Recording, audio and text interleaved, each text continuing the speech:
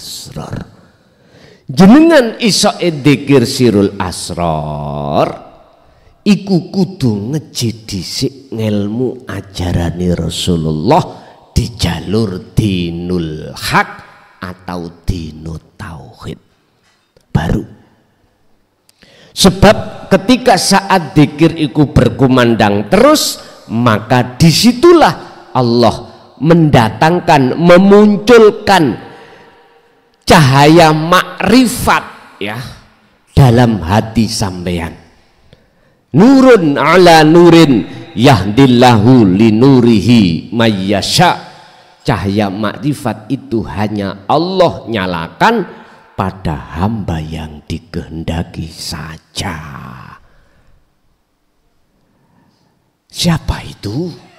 Alladzina yastami'unal qaula fayattabi'una ahsanahu. Az-Zumar 18. Dialah yang mendengarkan ajaran Rasulullah dan mengikuti beliau dan taat menjalankannya. Baru cahaya makrifat menyala, maka seluruh sing gelapna menggelapkan hati kita akan sirna. Akhirnya nyatalah wujudnya Allah dalam keesaan miturut pandangan hati jenengan yang dikehendaki Allah seperti ini. Sama dengan lampu iki. Tatkala cahaya ini tidak bisa menyala sebab listriknya dipateni, mesti perkara yang gelapkan ruangan itu datang ada. Akhirnya gelap, peteng dedet, wis merem, lampune gak nyala. Iki jenenge peteng dedet. Iku kaya dene semut ireng, helman ireng, jasan ireng, pos up tengah wengi ndukur galeng. Dadi gak ketok. Pun niki nek Allah gambarkan dalam Al-Qur'an itu gini, Pak. Tengah wengi dedet, nggak ada bintang, nggak ada bulan, matahari juga nggak ada, cahaya sekecil apapun nggak ada. Kita itu posisinya di tengah laut, ketok tangannya tok ngeten lho. Ndas iki ana njero. Kaya apa? Gambarane kados ngoten. Roh yang dimasukkan di dalam alam gelap laksana seperti itu. Minta tolong siapa? Wa malahum min nasirin. Enggak ada pertolongan di saat itu kecuali pertolongan datangnya dari Allah. Wong berhubung kita dolim nang Allah, bagaimana mungkin Allah menolong kita? Bentuk kita itu dolim pada Allah. Bittikhadikumul ijla, menjadikan selain Allah pujaan kita, menjadikan selain Allah pujian kita, menjadikan selain hidup sebagai sesembahan kita. Bentuknya kita menuduh si A, si B, si C bisa gini, bisa itu, dirinya juga begitu, merasa bisa ini, bisa itu. Udah, ini pohon basariah harus ditenggelamkan. Terus piye carane sampean kali kula pohon basariah ini tumbang? Itu tadi ikutono ajaran Rasulullah. Setelah itu praktekke di tengah-tengah aktivitas apapun jenengan, dzikir tersebut, barulah pohon basariah akan tumbang. Jadi inilah yang dimaksud jiwa yang bertahta di atas raga, sehingga raga akan berbuat taat selalu ing ngersane Allah, dikarenakan ruh ini yang memerintahkan terhadap raga.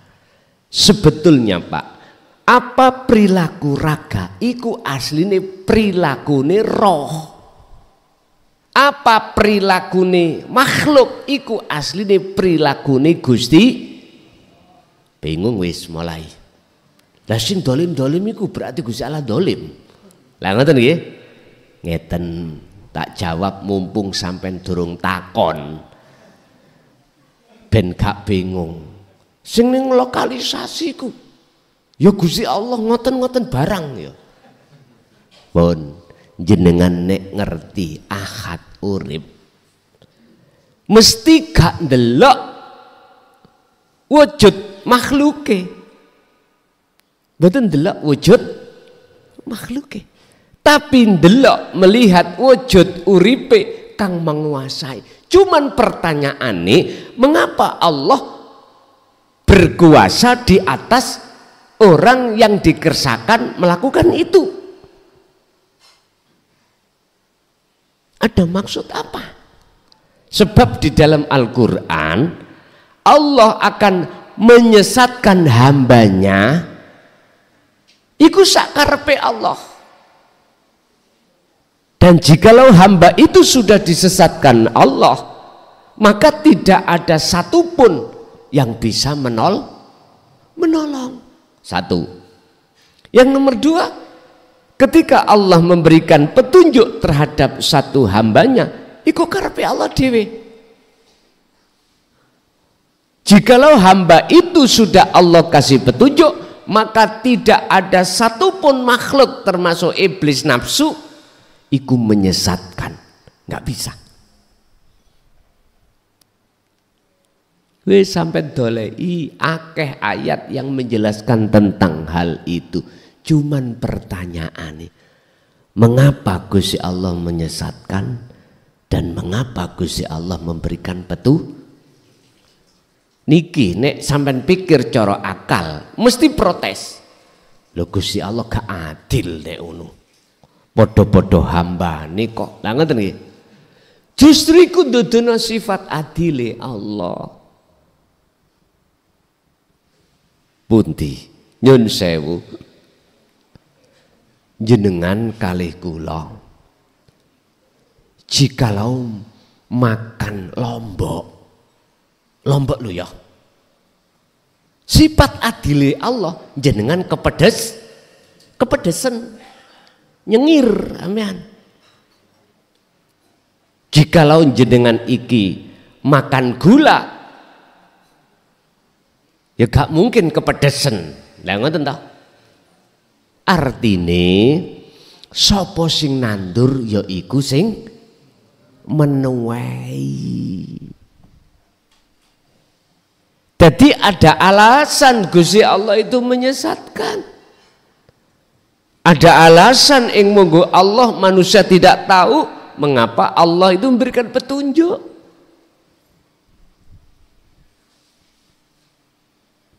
Bapak Ibu, justru itu sifat adile Allah. Nyun sewu. Sebesar apapun dosa, jasad dan rohania kita di mata Allah, jikalau yang turun iku rahmat, cuwilik, dosa itu wis nggak menjadi penghalang jenengan ini rawuh ing ngersane Allah. Tapi sekecil apapun dosa yang kita lakukan baik jasmani atau rohani, kalau yang turun sifat adile Allah, bukan rahmati lo ya, adile, gak ono menungso mlebu surga iki ora enek. Tidak ada. Artinya nggak ada manusia akan bisa sampai pada Allah. Karena nggak met Pak, antara rahmat dengan dzikir sampai niki gak met. Paham maksud saya? Jadi apa yang Allah berikan terhadap kita itu tidak gak nyetet. Apa bahasa Indonesia? Gak imbang dengan apa yang kita lakukan untuk Allah. Allah kan hanya mengatakan gini, wa ma umiru illa liya'budullaha, wa ma umiru lan ora den perintah sira kabeh ning donya iki jenengan illa liya'budullaha, kejaba mung nyembah dateng Gusti. Artine piye carane waktu mangan dadi nilai nyembah, kerja nyembah, sholat nyembah, apapun nyembah? Hanya satu jawabannya, faktulu anfusakum, rasa keakuanmu sing wujud, rasa keakuanmu sing melakukan, lepaso, isbatkan, tetapkan rasa keakuane urip Allah dalam dirimu yang melaku, yaiku asline disebut nyembah. Hakikate nek syariate diawiti takbir dipungkasi salam, syariat. Hakikat semua tempat jenengan dahar, jenengan ngunjuk, jenengan kerja, jenengan haji, jenengan apapun, semua aktivitas hanya disuruh nyembah, hanya itu. Kesimpulannya Bapak Ibu ada dua. Jiwa yang bertahta di dalam raga, manakala jiwa ini dolim, rogo iku mesti dolim. Tandanya jiwa ini, ruh ini selalu condongnya terhadap kesenangan dunia. Otomatis jasad ini disuruh untuk berbuat yang menghasilkan urusan dunia. Satu. Dua, jikalau jiwa yang bertahta di atas raga ini betul-betul arif, adil, makrifat pada Allah, secara otomatis apa yang dilakukan jasmani ini manifest dari rohani, hanya nyembah dateng Gusti. Walaupun jasati kerja tetap artine nyembah. Tidak hanya sholatnya, zakat, puasa, hajinya, tetapi seluruh aktivitasnya klebu nyembah di mata Allah. Oke, itu Bapak yang kita dapatkan pada kesempatan malam hari ini. Kita masuk pada sesi tanya jawab. Barangkali ada yang perlu ditanyakan, kami persilahkan.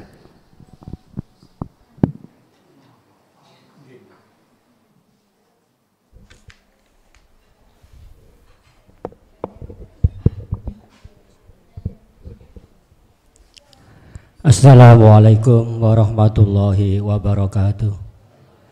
Terima kasih atas waktu yang telah diberikan kepada saya, Derek Tanglet Gus, dalam melakukan zikir.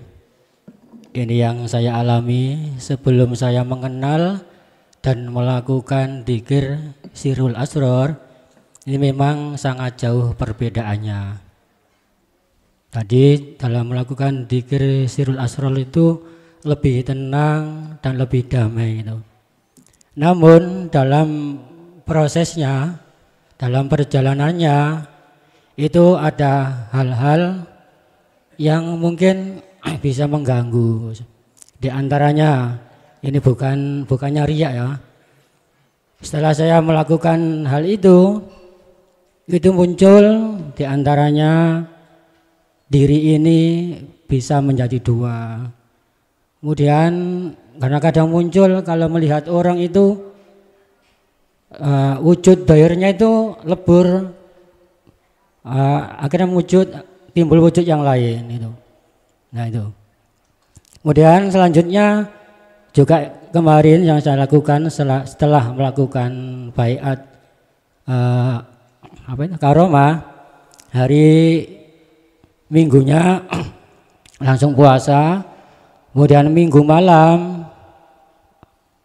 itu saya mengalami melihat cahaya di depan wajah saya.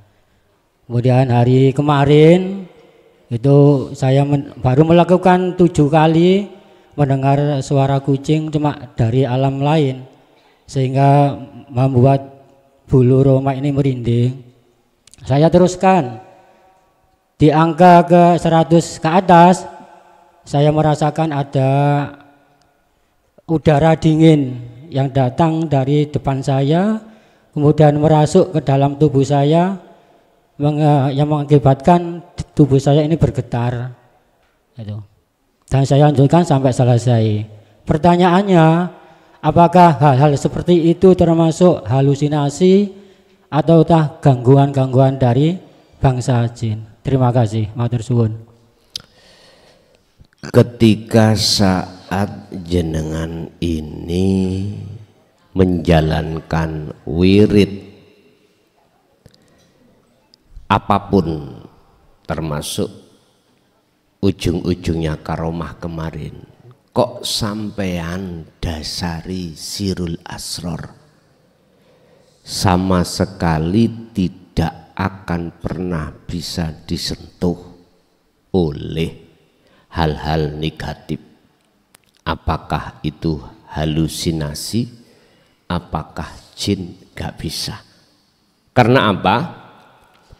Fungsi daripada sirul asror, kalau sudah jenengan pahami dan jenengan terapkan, yusabbitullahul ladina amanu bil qaulid tsabit. Gusti Allah akan menetapkan iman dalam hati jenengan, bahwasanya segala apapun yang muncul dan timbul itu sang penggerak. Jenengan iki nyawang sang penggeraknya, yaitu Allah. Boleh saya cerita iki bulian? Apa yang terjadi pengalaman pada diri teman-teman atau diri saya sendiri terkait wirid hal itu, Pak. Memang di situ Allah menyiapkan bantuannya itu berjumlah sekian yang berupa malaikah. Jikalau jenengan nyawang menyang Allah itu enggak keliru, itu enggak akan, malaikat itu tidak akan bisa menghalangi hatimu untuk memandang Allah. Akhirnya ini gak bahaya. Lah, datangnya mereka yang Allah datangkan berbagai macam cara Allah. Kadang-kadang tidak berupa angin yang masuk di dalam jenengan. Kadang-kadang jenengan ini seakan-akan di tengah-tengah rel sepur nih loh. Padahal nggak ada rel. Di depan sampean sudah kelihatan tot. Sampeyan akal sing sampean gowo, wis siapapun mesti mencolot. Gak katik, gak. Tergantung Allah nanti mendatangkan berupa apa. Golokan dhisik wis pesen ojo katik melayu, awak mulang ngoten to? Ojo katik melayu, lari jikalau hal itu Allah datangkan. Itu tidak akan pernah lari jenengan iki manakala sirul asrore melaku, karena fungsinya kan nyawang Allah, menetapkan semua yang berperan, yang menggerakkan siapapun itu hanyalah Allah. Dadi gak menyalahkan, mohon maaf, makhluke gak menyalahkan. Bah rupa sepur, bah rupa tronton, Wis terserah Gusti Allah oleh membikin lakon iku bagaimana. Walaupun jenengan boten lari lho, kok lak nek wis palak ya wis walah nggak ada di tengah rile gitu nantinya. Jadi itu bukan halusinasi Pak, itu salah satu cara Allah untuk menghadirkan makhluknya terhadap diri jenengan. Tinggal jenengan iki nyawang sesuatune atau melihat yang menguasai sesuatu itu. Nggih, lanjut. Assalamualaikum warahmatullahi wabarakatuh. Kula Basuki saking Kuangen, derek Tanglet. Kula nate mimpi huruf nun niku kok dados 11. Manane napa? Nun niku dados 11. Dados 11. Nggih. Huruf nun niku dah. Oh, ngoten. Pun. Nyun sewu. Setiap huruf hijaiyah Pak itu punya makna masing-masing. Mulai dari alif sampai ya, semuanya itu ada makna di mata Allah tersendiri. Lah nyun sewu, ini nanti akan kami bahas ketika saat saya menggelar Al-Quranul Qadim. Bukannya saya tidak mau menjelaskan, enggak. Ini pasti akan ku gelar isi daripada Al-Quranul Qadim, bukan Al-Quranul Karim. Oke, sedikit mawon. Nun jenengan diweruhi Allah tamsil atau gambaran bahwasanya nun itu terpecah menjadi 11. Apa artinya ini semuanya? Nun ini Pak ono kaitane dengan Allah memanggil kita. Allah memanggil kita. Kita dipanggil Allah, disapa Allah berbagai macam cara. Jenengan wetenge luwe iku cara Allah manggil. Tondo perut lapar itu panggilan Allah disuruh makan. Tinggal pertanyaannya, waktu makan itu ati eling Gusti Allah apa ndak? Salat adzan itu cara Allah manggil. Supaya jenengan iku eling nang Gusti. Bahasa syariat nek wis adane teko yo salat to. Lah ngoten nggih. Wis bahasa syariat. Tapi berkali-kali Allah manggil wa aktsaruhum la yastami'un, mereka kebanyakan kupingi kopok enggak mendengarkan kalau itu panggilan Allah untuk menyembah. Sampai diulang-ulang berapa tadi? 11 kali. 11 kali. Maka jenengan iku dulu nek ditimbali wong tua ambek konco jelas beda. Nek wong tua nun, lah ngoten nggih. Dalem, lah ngoten nggih. Nek ditimbali konco apa? Jawabane, lah ngoten nggih. Beda, Pak. Mangkane wong Jawa biyen ngurai koyok ngunu apa kok gak bak kok ngomong son nun kok gak bak ngono ya apa iku duweni pengerten alusa kuwi nek dipanggil wong tuwa. Hadis sing ngomong tentang birrul waliden atau Qur'ane kuwi ngomong ojo volumene di atas volumene wong tuwa. Ojo saalimo kaya apa dirimu, ojo sampak volume omongan iku di atas volumene wong tuwa.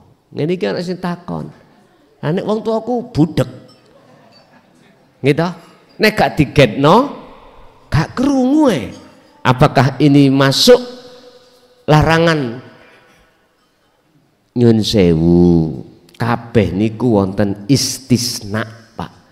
Dikecualikan. Umat Islam seluruhnya yang akil balik wajib sholat. Ono sing gak wajib.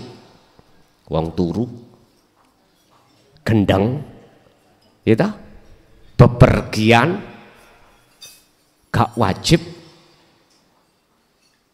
sholat dalam waktunya. Sakit kan dikecualikan. Kecuali. Lah nek kalau dikecualikan istisnakan iki gak kena dibahas, Pak. Maklum, ngoten lho, maklum. Lah berhubung wong tuane budek ya, Pak. Ya enggak apa-apa, jenengan iki bersuara yang keras. Tindakan, nah ini tindakan yang di atas tindakan orang tua alias gak sopan, gak nok toto kromone, gak boleh. Kita sebagai anak umpama mlaku sak mlaku ning ngarepe wong tua nyelonong ae kaya terenggiling, gak boleh. Harus ono adab asore. Nang orang lain ada adab asor. Orang tua harus lebih. Gitu loh, niki nek ngomong bahas masalah syariat.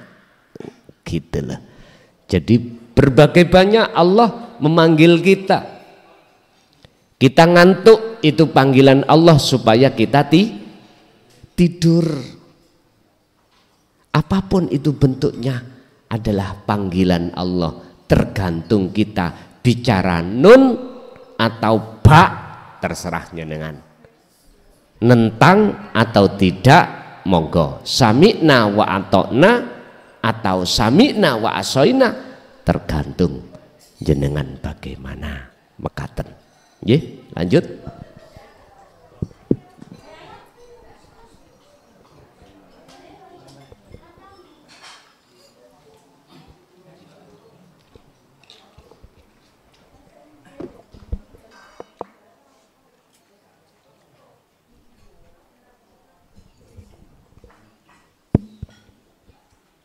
Assalamualaikum warahmatullahi wabarakatuh.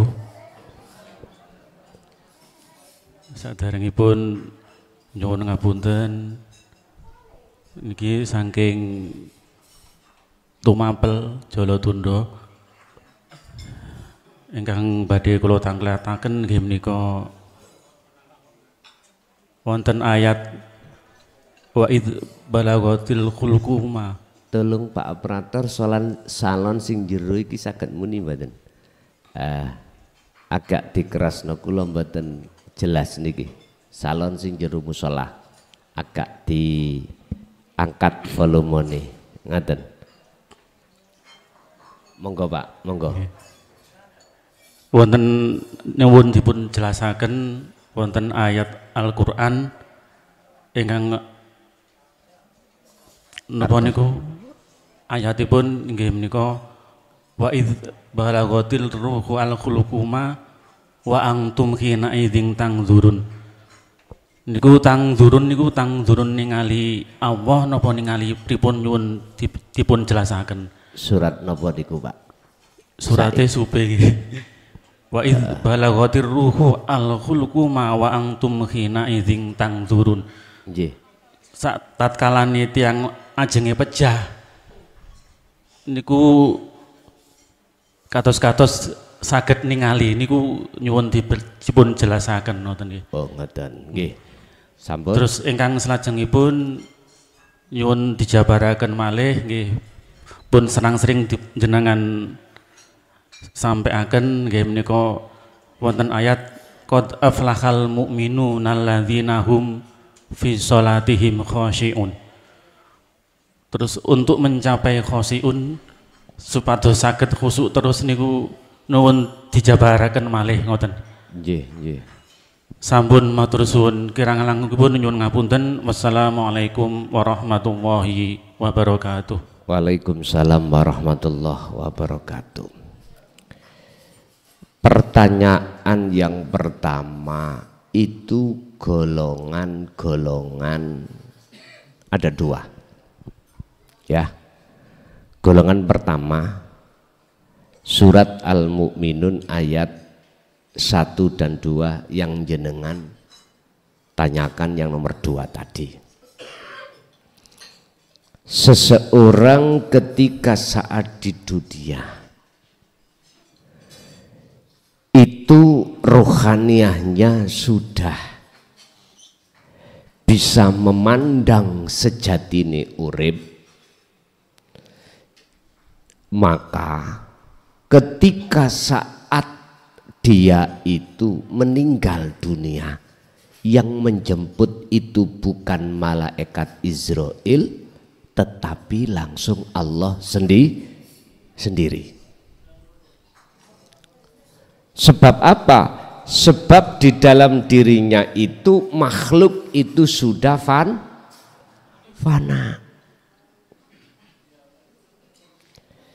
Syarat untuk bisa memandang sejatine urip ilahukum ilahu wahid, si hamba ini ruh harus lebur, ruh harus fana. Sebab hakikate syahadat tunggal iku yang melihat dan yang dilihat itu pelakunya esa, pelakunya tunggal. Artinya ketika jenengan ini sudah masuk di dalam alam musyahadah, alam kemakrifatan, sebelumnya itu pasti terjadi alam kefanaan. Artinya rasa keakuan kita sebagai makhluk yang wujud itu sudah tidak wujud, sifatnya menjadi adam alias tidak wujud. Tak kandani tapi ojo kondo-kondo gak. Tak kandani ojo kondo-kondo.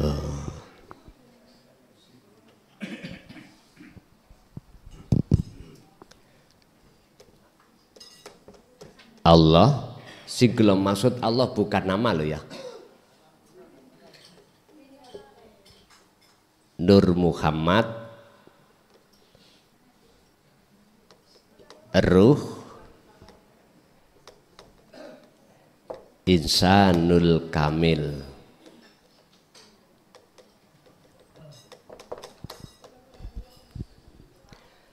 Tak kandani ojo kondo. Antara Allah statusi kholik, laisa kamislihi sayun, mausufe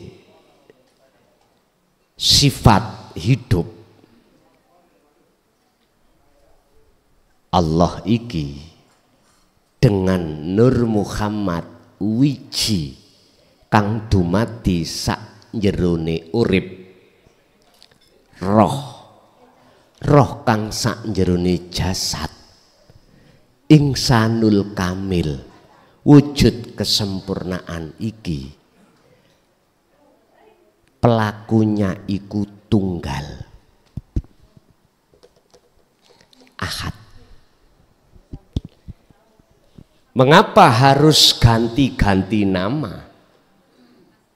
Sing gak paham ojo dipeksa. Ini bentuk innalillahi.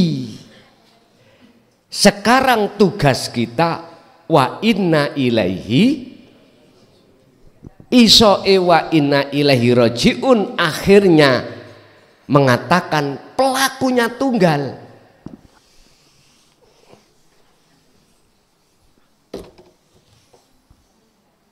Sampeyan sebut apa?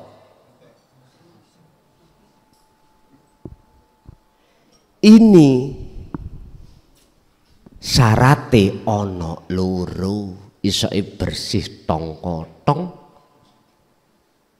Satu, fal ya'mal amalan solihan.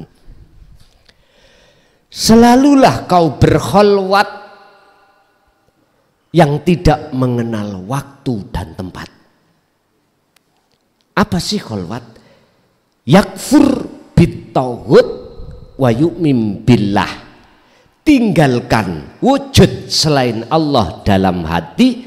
Kalau itu sudah Anda tinggalkan, wa yu'min billah, yang wujud dalam hatimu cuman aku Allah. Kalau bicara iman, siapa yang menghilangkan iman pada selain Allah, wa yu'min billah, tentunya dia itu imannya hanya pada Allah. Sejatine Allah kang tunggal ahad. Tentunya iki prosesi mulai dzikir sirul asrar. Satu. Nomor dua, wala yusyrik bi'ibadati rabbih ahada. Dikatakan kau nanti akan bisa wa inna ilaihi raji'un, bertemu Allah, wala yusyrik bi'ibadati rabbih ahada. Janganlah ada selain aku Allah ketika kau beraktivitas apapun. Pertanyaannya gak gendeng nganggo. Tak jawab ya, sebab gendeng nang Allah iku wajib terjadi pada hamba yang sudah kefanaan pada selain Allah. Gendeng yang ku maksud iku Pak, bukan jenengan ngomel-ngomel dalan, bukan. Yang ku maksud gendeng iku hatimu tidak bisa lepas cintane terhadap Allah. Ilinge ati sampean gak iso pedot iki lho Pak. Bahkan kata Bill Brod, waktu makan ingat kamu, waktu apapun ingat kamu. Guys, cara seperti inilah Bapak Ibu, siapapun jenengan dikala waktu di dunia sudah sampai, maka ketika meninggal dia yang menjemput bukan Israel sing jabut nyawa, tapi Gusti Allah sendiri. Karena makhluk terhadap dirinya sudah tidak ada, sehingga bertemu Allah sehingga kematian untuk bertemu Allah itu wajib,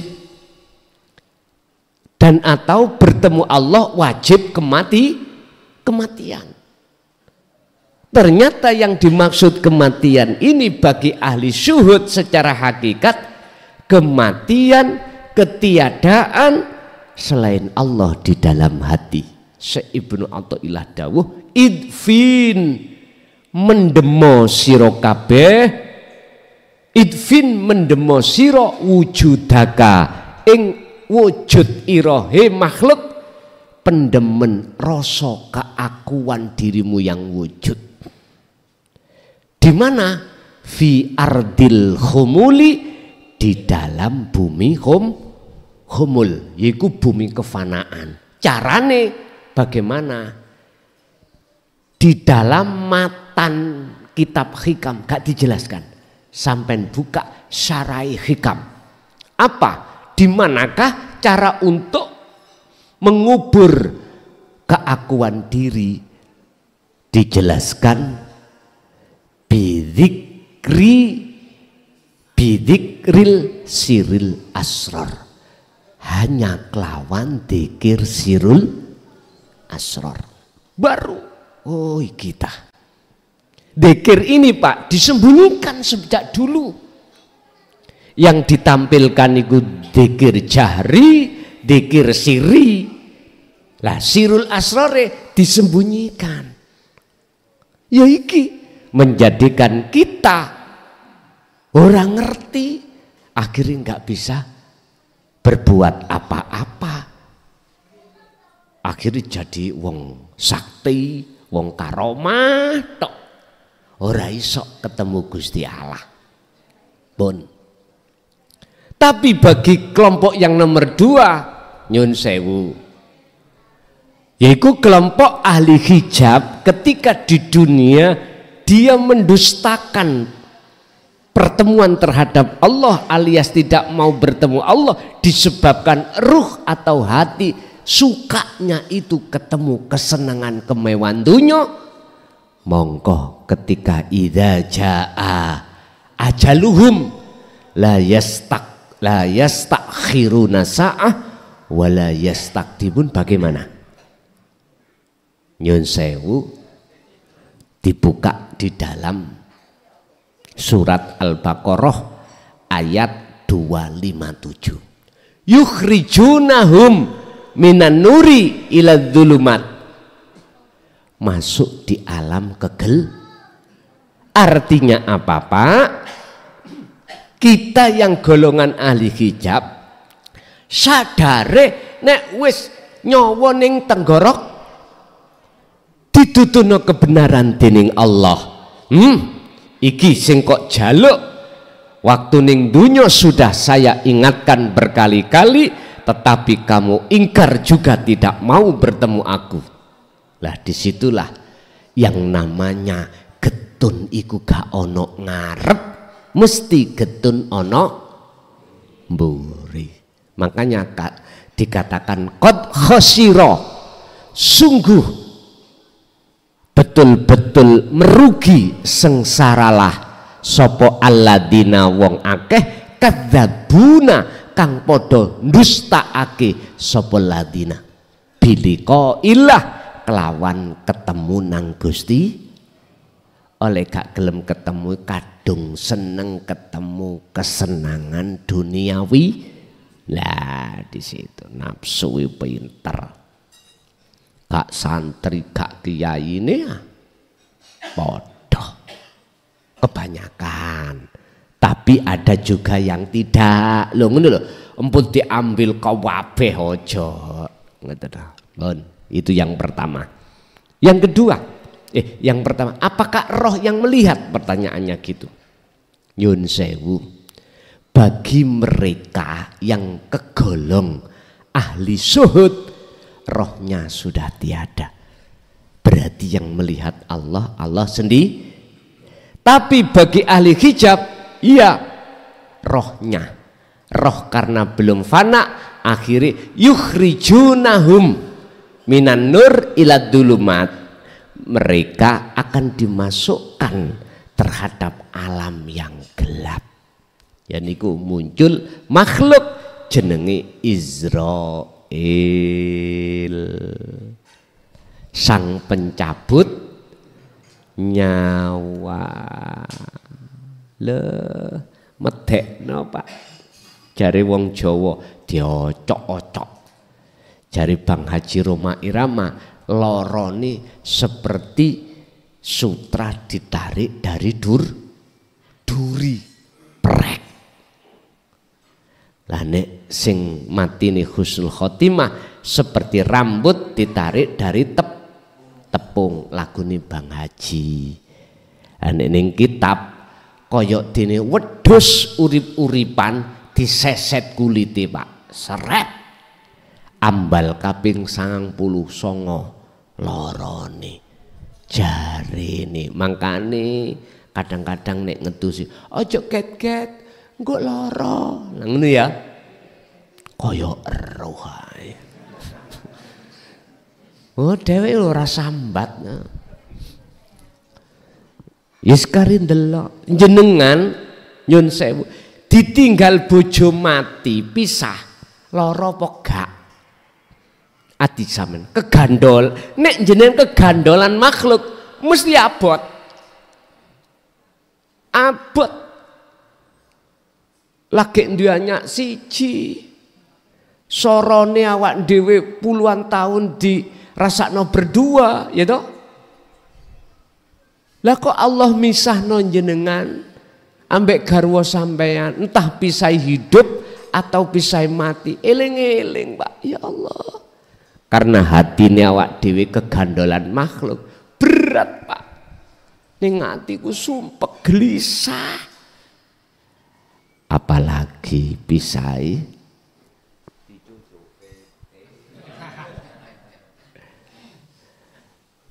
kita mengurai soro kita apa namanya kita berdua sakno lah ngoten nggih terus mati berat Pak kegandolan masalahnya. Tapi jikalau tidak kegandolan beda Pak. Ning ati gak lara. Ning ati nek ana isine makhluk nggih mboten sakit, nggih mboten berat. Intine akhire jenengan kali kula sendika dawuh. Seperti itu. Tapi ku yo gak gampang. Saya ja'alullahu ba'da usri yusra, berakit-rakit ke hulu, berenang-renang ke tepian, sakit-sakit dahulu, terus ngono ah, mbuh wis gak apal kula. Bersenang-senang kemudian soro dhisik kita biriyadati wal adhkar. Bagaimana kita disuruh riyadah prihatin, nggak boleh makan kalau tidak lapar, tidak boleh tidur kalau tidak ngantuk. Wal adhkar, hati disuruh menjaga zikir terus menerus pada Allah. Tapi nanti kalau sudah sampai pada tujuan mak peludit ngoten mawon kecepek, ngerti kecepek nih. Ya wis sudah. Lah sudah sampai pada tujuan. Terus gimana lagi? Jadi terbayar sudah sorone wau dengan pertemuan dengan Allah. Wis. Nomor 2, qad aflahal mu'minuna alladzina hum fis sholatim khusyun. Bagaimana caranya kita bisa khusyuk terus menerus? Nyun sewu Pak. Kita itu diproses Allah, jatuh bangun aku mengajarmu. Jatuh bangun. Nah, bagaimana kita amriye supaya kita itu saged fokus terus gak jatuh? Lah ngono nggih. Salat iku khusyuk terus. Nek sampean wis ngliwati proses musyahadatul fana wa kamil bisa Pak. Jenengan ini durasi katakanlah sholat satu waktu misalkan 5 menit gak putus sama sekali bisa. Kuncinya jawabannya tetap kita itu ada di surat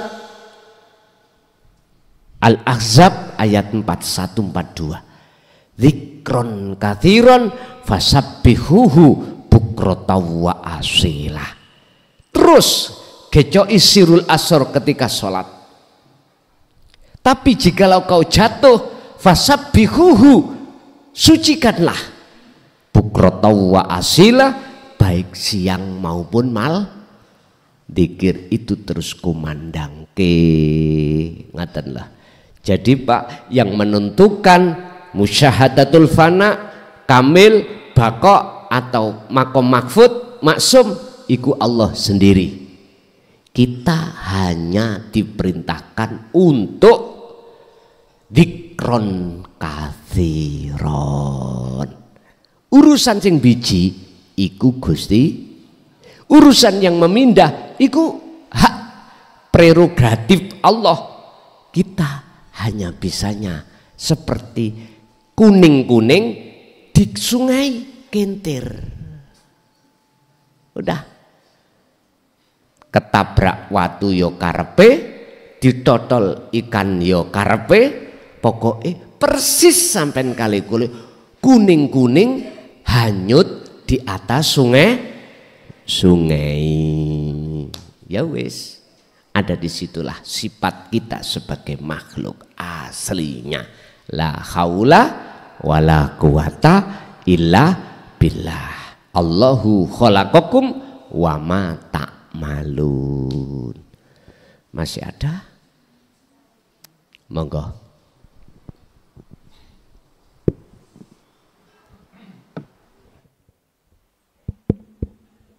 Assalamualaikum warahmatullahi wabarakatuh. Dumateng Guson ingkang kula hormati ugi sedaya jamaah ngapunten. Saya analisa dalam apa yang disampaikan oleh Guson tadi bagi kita, semoga nanti manfaat juga bagi jamaah sedaya. Sejak awal bahwa mengingat untuk tingkatan-tingkatan kita ibadah, situ ada bahasa-bahasa yang dalam pengetahuan saya bahwa kita ini satu tubuh, terdiri dari tubuh, batin, ruh, dan sir. 4. Juga terdiri dari af'al, asma, sifat, dan dat. Maka dari itu yang kita tanyakan Gus tentang masalah di situ sekarang banyak bahwa kita ini bisa membedakan apa ibadah ritual, ibadah spiritual, dan ibadah supranatural. Ini terjadi semuanya, baik secara langsung dilakukan maupun tidak. Bagaimana kalau kita ini ibadahnya cuma ritual tok atau syariat tok? Apalagi tidak ngonangi apakah ini spiritual ataukah supernatural, ya. Supaya kita ini tahu batas-batas mana ibadah kita ini sudah spiritual atau supernatural, atau betul-betul sudah di situ menemukan kehadiran Allah Subhanahu wa Ta'ala. Demikian Gus, saya kira mohon dengan hormat pencerahannya, kurang lebihnya mohon maaf. Assalamualaikum warahmatullahi wabarakatuh. Waalaikumsalam warahmatullahi wabarakatuh. Bangunlah jiwamu dan juga bangunlah badanmu. Ini sebuah pesan yang tertera di dalam lagu kebangsaan Indonesia Raya. Dan ini juga mengambil dari maksud dalam Al-Quran. Raihlah apa yang Allah berikan padamu tentang ruhaniyah, dan juga janganlah kau tinggalkan bahagiamu di dunia. Dari pertanyaan apakah sudah cukup kita melakukan ibadah ritual aja tanpa yang lain?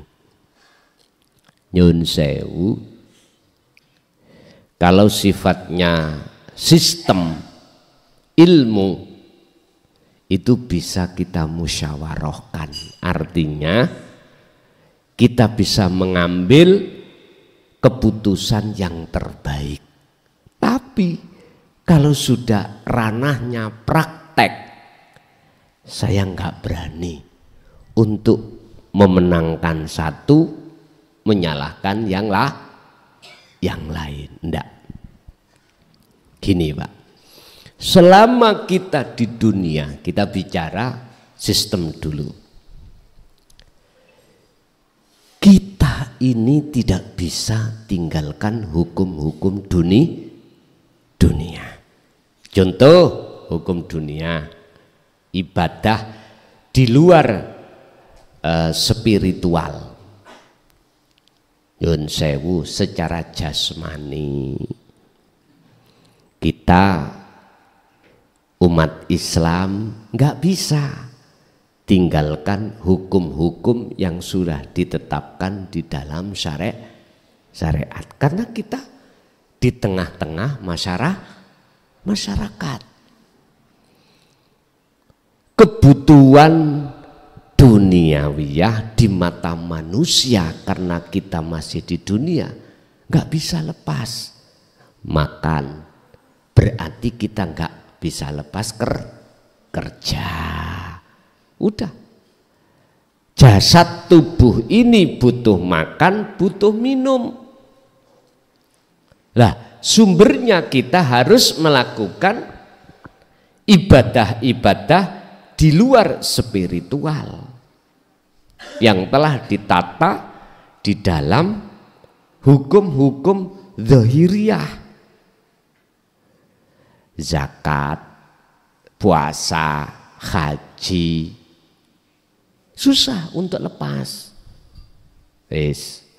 Nyun sewu, berarti kita harus punya unggah-ungguh ing mungguh menungso, tur ya ing mungguh Gusti Allah. Yang banyak itu kan gini, kita menjaga hablum minan nas, unggah-ungguh di mata hukum manusia, tapi kita lupa hablum minallah, hubungan hati langsung pada Gusti Allah lewat spiritual. Niki kebanyakan itu kita lupa, bahkan tidak sama sekali tersentuh, tidak sama sekali. Makanya mengapa Allah katakan penghuni surga lebih sedikit daripada penghuni neraka. Tur mengapa surga terasa dingin sementara neraka terasa? Karena penghuninya terlalu banyak. Musola iki nek sing ngenggoni wong 100 ning jero, kipas yo sudah tidak ada. Betah nggak amben kira-kira? Nggak betah. Beda kalau dihuni orang 2 atau orang 3, betah, nggak panas, dingin, apalagi ada kipasnya. Iki bahasa ayat secara tercipta, maksudnya di situ. Udah. Tapi jikalau sudah masuk ke ranah praktek laku, lah ini kami nggak berani untuk menyalahkan mereka, beliau-beliau yang hanya beribadah spiritual. Wis gak ngereken undang-undang hukum syar'i. Sing penting atiku iku piye carane bisane eling terus pendetik nang Gusti Allah. Mlebu kamar, mlebu gowa, mlebu alas, moh gembung wong pun kerja ya enggak. Mungkin ini ritual atau ibadah yang spiritual seperti ini, aku yakin para wali-wali Gusti Allah itu pernah melakukan. Ning guwa dhewe, ning kamar dhewe, tinggalkan seluruh hubungan dengan manusia. Entah iku 40 hari, entah itu bertahun-tahun. Kalau nek ndelok film ceritane Raden Said, iku sampak Sunan Bonang lali to niku. Nek ndeleh murite topo nang pinggir kali. Pelem. Sampeyan ngerti nek ambek aku lak pelem. Contoh. Nggih. Dulu-dulu memang seperti itu. Sebab ngeten Pak. Ketika sampai menjaga hubungan dengan Allah langsung di tengah-tengah jasad iki ngurusi urusan dunya, iku luweh berat seperti ini katimbang jenengan iku jaga hubungan langsung pada Allah tanpa di tengah-tengah ngurusi urusan dunia. Iya, akhirnya dikai pilihan beliau. Entah dengan waktu yang tidak ditentukan. Lah, saya pun tidak akan pernah menyalahkan, karena setiap diri manusia punya peran masing-masing, juga punya manusianya punya hak masing-masing. Nek ngomong peran, Gusti Allah merano si A dengan si B juga nggak sama. Sing A diperanno lewat dohire Islam, sing B Nasrani, sing C Hindu, Buddha, perane dohir, tapi ruhaniahnya keilahun wahid.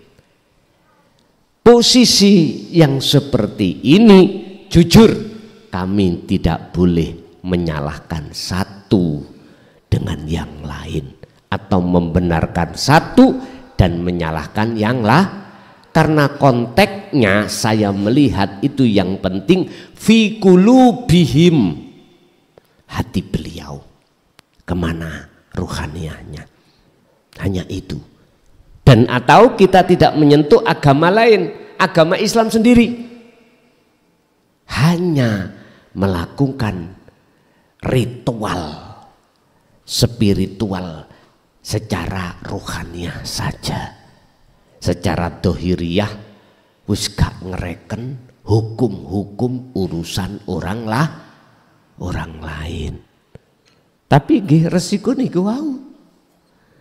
Ajaranmu sesat, wis gak bertuhan dan lain sebagainya.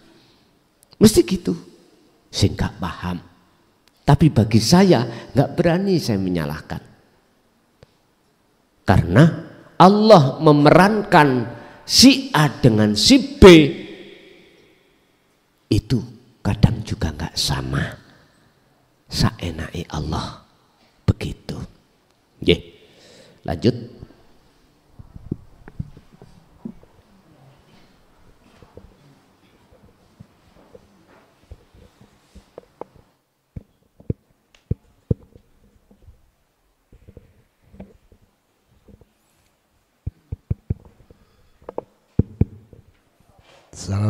Assalamualaikum warahmatullahi wabarakatuh.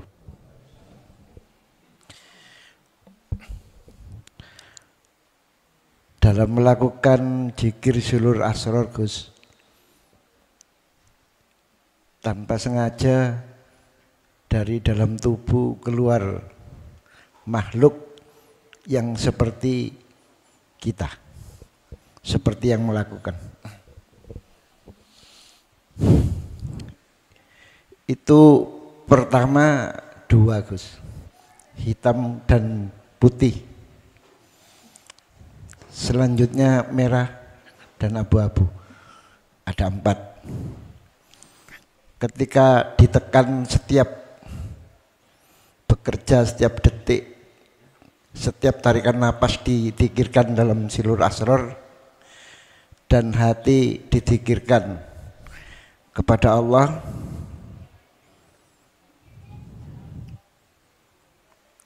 maka muncul lagi menjadi 9 Gus. 10 dengan yang asli, 11 dengan yang membuat.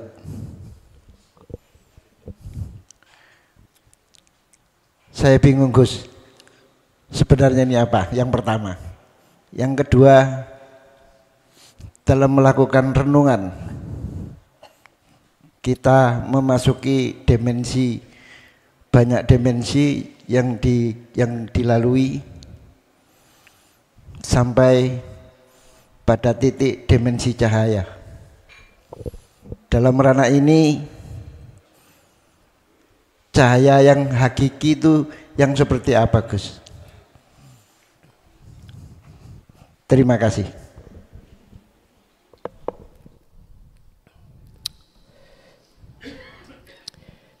Kaifa yutasawwaru ayyah jubahu syai'un wa huwa alladhi adharu kulla syai'in. Kaifa khalikoyo opo iku yutasawwaru bisa ditutupi sapa Allah ayah jubahu tegese yento nutupihu ing Allah apa syai'un suci-wiji heta. Apakah mungkin Allah iku bisa diwujudi Allah bisa ditutupi dengan sesuatu? Wahuwa khali utawi Allah iku alladzi zat kang moho suci iku adharu nyoto wujude kulla syai'in ing saben-saben suci. Apakah mungkin Allah itu bisa ditutupi makhluk-makhluk yang keluar tadi nggih? Sedangkan Allah itu nyoto di setiap sesuatu itu. Jawabannya tidak mungkin. Bagi siapa? Bagi jenengan yang hati jenengan iki nur makrifatnya sudah menyala.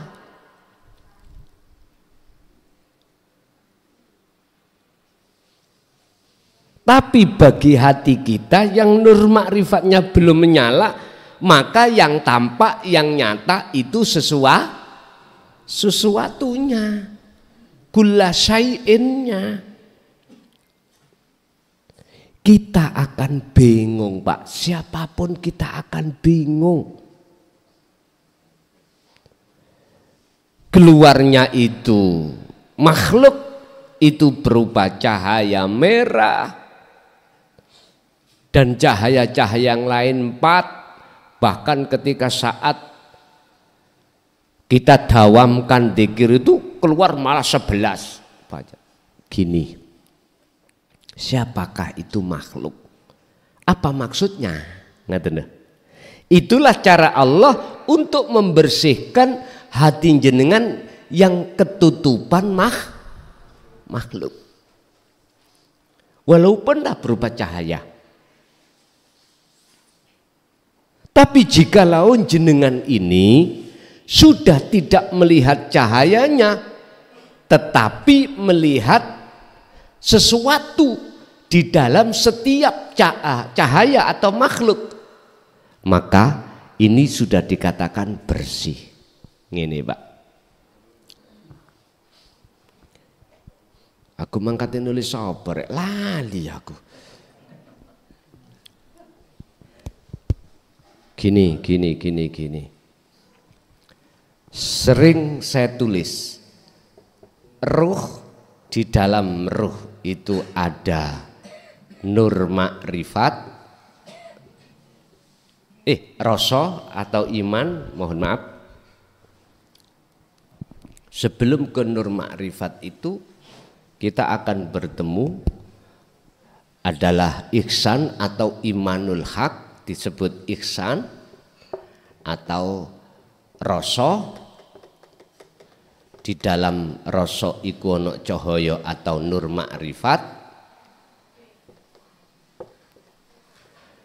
Cahaya, di dalam cahaya iku ana Allah atau urip sejati. Ini pertemuannya. Ketika ruh sudah paham tentang masalah rasa dan itu terus dilakukan, maka otomatis rasa akan menimbulkan cahaya nur makrifat di dalam, di luar, di kiri kanan, atas bawahnya. Nur makrifat itu ada wujudnya Allah. Sehingga ketika saat detik-detik dintaktung wujud nyatane urip, maka leburlah semuanya. Sing nyoto cuman urip kang sejati atau Allah. Akhirnya dijawab dalam surat Toha, innani sak temeni ingsun, ana yong ingsun iku Allahu Allah, la ilaha illa ana, tidak ada Tuhan yang wajib disembah kecuali aku. Fa'budni, oleh karena itu sembahlah aku dengan cara aqimis sholah, tegakkanlah sholat, lidzikri, semata-mata eling nang aku. Sebutan Allah enggak ada, sebutan roh ya enggak ada, sebutan apapun juga enggak ada, tinggal sebutan ingsun, aku.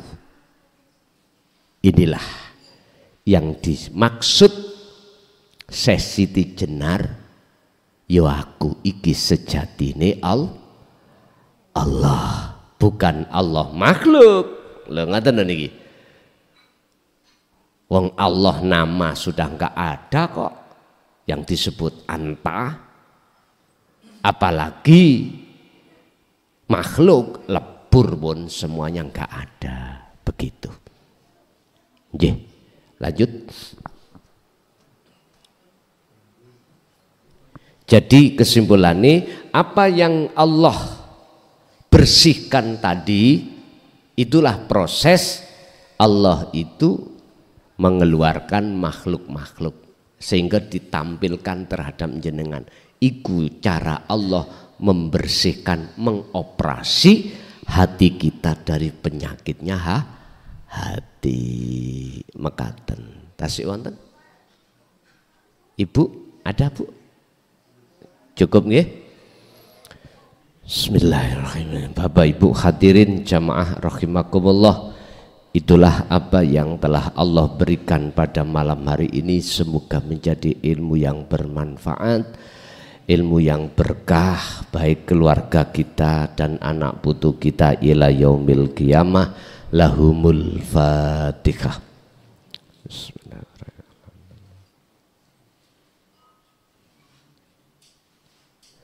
Akhirul kalam. Assalamualaikum warahmatullahi wabarakatuh.